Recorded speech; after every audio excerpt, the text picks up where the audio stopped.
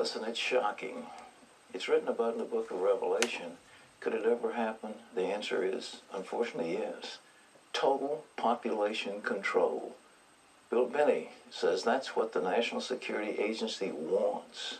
He should know. He was technical director of that agency and worked there for more than 30 years. He became one of their top analysts, perhaps the best code breaker in America, before he resigns because of their domestic spying programs. He's with us now from Washington. Bill, thank you so much for being with us. We're glad to see you. Well, thanks for having me, Pat. Look, how big is this apparatus of the NSA? We hear about it, but you know firsthand. Well, I think there are about 40,000 people working at Fort Meade at NSA headquarters, close to 40,000.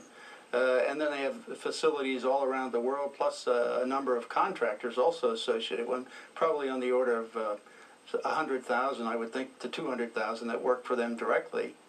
So it's a rather large operation. I mean, it's between $10 and $15 billion a year that they spend on it ever since 9/11. So that's quite a bit of money they're investing in it. How much data can they acquire? Is there any limit to it?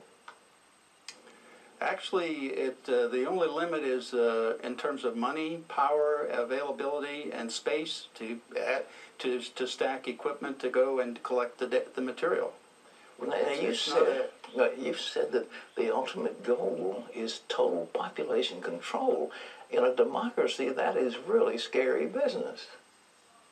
It's actually a totalitarian process that's been used down through history. I mean, that's what totalitarian dictators, states, that's what they want to do. They want to know everything about the population so they can control it. That was the idea behind the Soviet Union, the East German Stasi. That was their idea, and the Gestapo and the SS, and down through history, many others. Is our stuff more powerful than those agencies you mentioned? Yeah, unfortunately it is.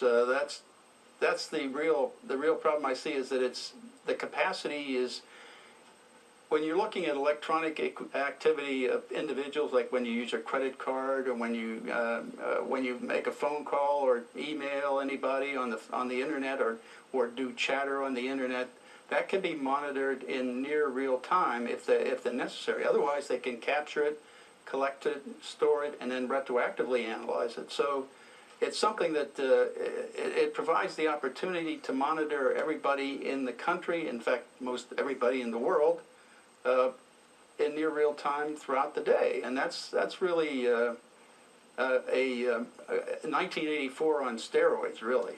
All right, now let's take Mrs. Joe Average living in Topeka, Kansas, and she goes to the store and buys something with a credit card. NSA's got that right then? They have electronic data. They'll collect financial transactions. Sure. She